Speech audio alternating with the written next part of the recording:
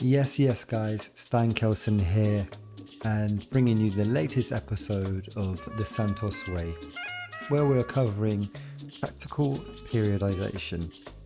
Now, this latest piece, I drew inspiration from the latest video from Tifo Football, produced and created by Alex Stewart.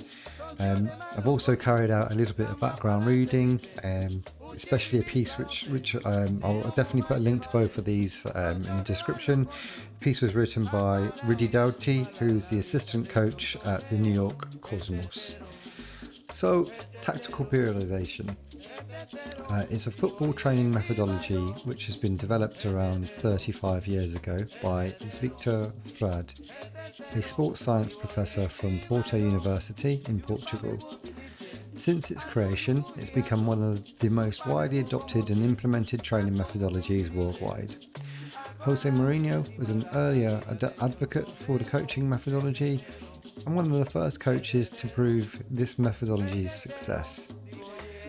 Whilst Mourinho is probably the most well-known proponent of tactical periodization, this training methodology has also been adopted successfully by other coaches. Andre Villas-Boas, Brendan Rodgers, Nuno Espirito Santo, Marco Silva, Carlos Carvajal, Vitor Pereira, and Leonardo Jardim, just to name a few. Now, as I said, I drew inspiration from this piece from the Tifo Football upload. I've dipped this season, in terms of FM21, it's the first year where I've really dipped into training, and it only seemed right that after kind of watching the Tifo video that I kind of make that transition from Tifo to FM with a view to creating a training schedule which revolves around tactical periodization. So, what is tactical periodization? Let's have a look. So, tactical periodization is a training methodology that derives from the study of different sciences and interdisciplines that apply to football. Periodization designs athletic training in cycles that seeks to not only keep athletes in good physical condition by not overworking them, but also build towards specific components. Conventional ways of coaching aspects of football cover four main pillars, kind of technical, tactical, physical and psychological, and these are usually carried out within individual sessions. However, when viewed through a tactical periodization dimension, these are covered holistically, forming synergy with each other. As you can see from this this diagram, that we've got a piece which has been adapted from Oliveira 2007. Each training week is built around a cycle that leads up to the game. This in itself allows players to recover from it before building up to the next one. As you can see, we've got the Monday with it, which is a day of recovery, an active recovery on the Tuesday, and then there's three kind of core pillars that revolve around tactical periodization. We've got strength, endurance, and speed. These sessions are then, there's a bolt-on session prior to the match, which is an activation. This tactical style of play which you've selected for your training schedule, it really is based around kind of how your team want to play on Football Manager and your tactic that you've got. This tactic in itself will steer your tactical periodization training as it's geared towards getting the players to understand what exactly needs to be done on the pitch across the four main phases of the game. We've got attacking organisation, obviously where a team is in possession of the ball and the opponent is in the organised defensive shape. So in terms of this, visualise you've got the ball with a deep line playmaker, you've got two lines of the defensive block in front of you, whether that be a low or middle block or a high block, but the defence is set in place. So it's around about what needs to be done during that phase of the game to be able to unlock the block. We've got defending organisation, the moment where a team is not in possession, but their defence is in an organised shape, which is like what I said, is when you've got a block in place. So it's about getting the players used to understanding what needs to be done in that circumstance. Attacking transition, the moment where a team has just regained possession the opponent's not quite in a defensive shape.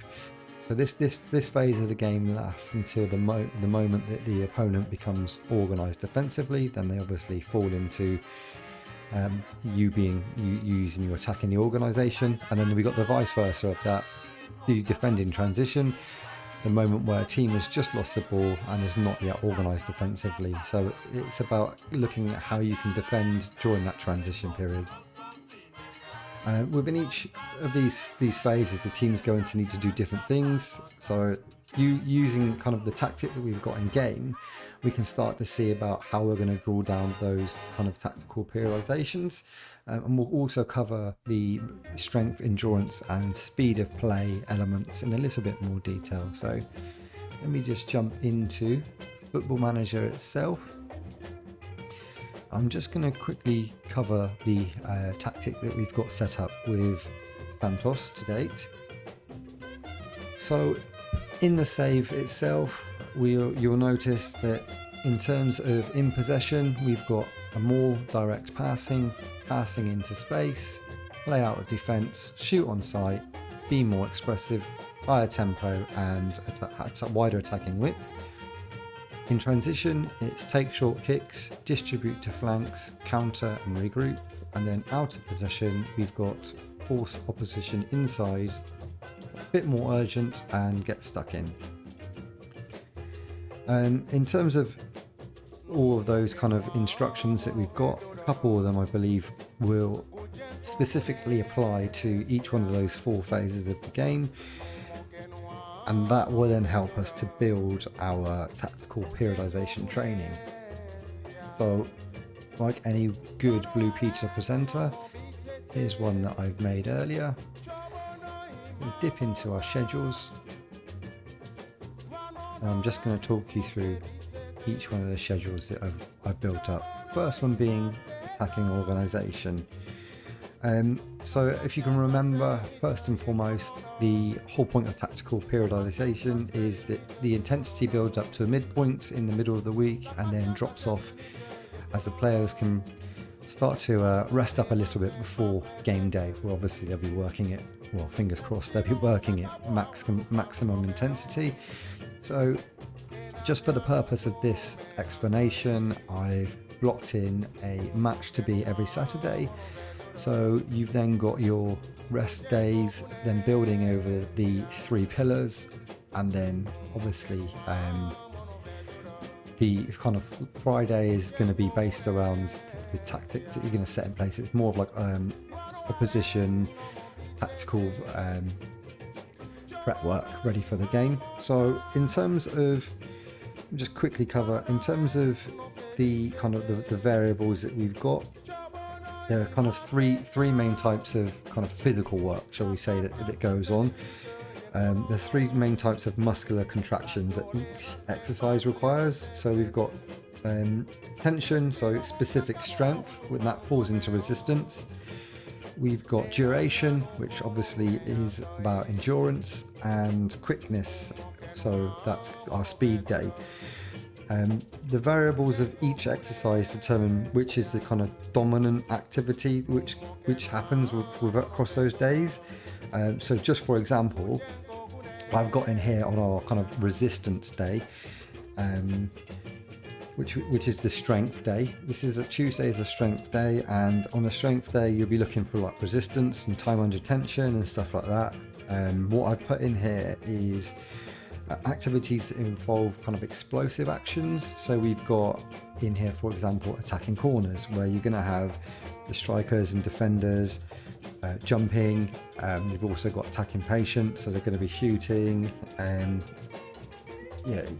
So you kind of, I've thought about stuff where you're going to be doing a lot of duels and stuff like that when I'm factoring the trainings in on the Tuesdays, as that's going to be a bit more resistance based. In terms of also in terms of the resistance training, what you often find during kind of this type of training in real life is that the team will be put under kind of different scenarios where you're not really training as the whole cohesive unit. It's going to be like 3 versus 2s, 4 versus 3s, 5 against 3 in terms of attack and defense. where you'll overload one of the units, so that the one with lesser numbers has to operate using bit more of a, they've got to be a bit more switched on, they've got to think a bit more outside the box, how to do things. And in terms of that, what you can do in terms of on FM is if you drop into the units, you can actually start to pull off more players from the attacking unit and drop them into the defensive unit to give defensive numbers superiority, or vice versa. And if I just quickly click back on the schedule, I'll show you what I mean in terms of that. So if we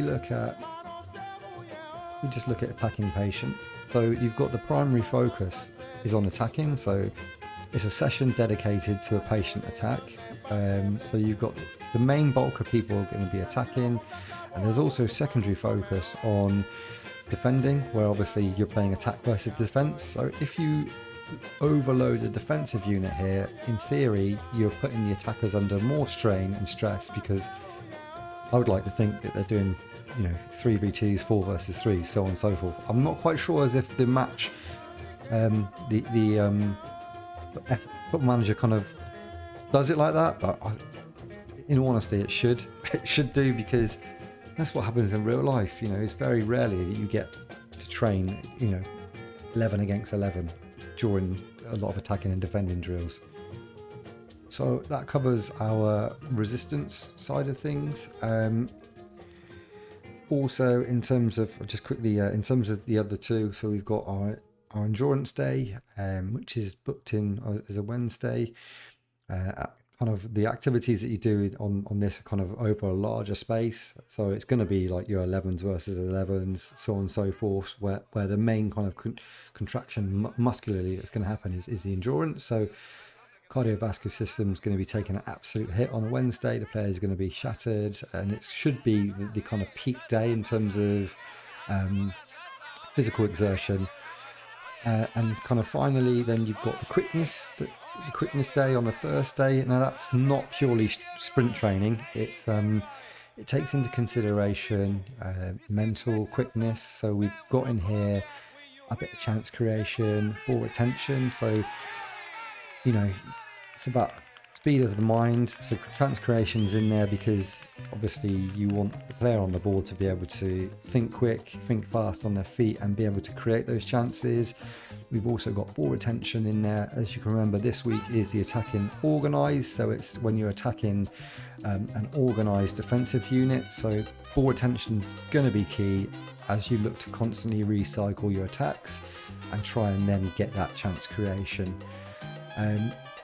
On the flip side of that, I've got attacking transition. So if we can just remember back to the tactic that I've got on Football Manager, we've got distribute the ball to the flanks, playing a little bit more direct, and also playing out of defence. So we've kind of captured that here in the training. So we've got attack direct, attack the wings, and playing out from the back are all covered. I've also got some shot stop in there, just because we're attacking on transition.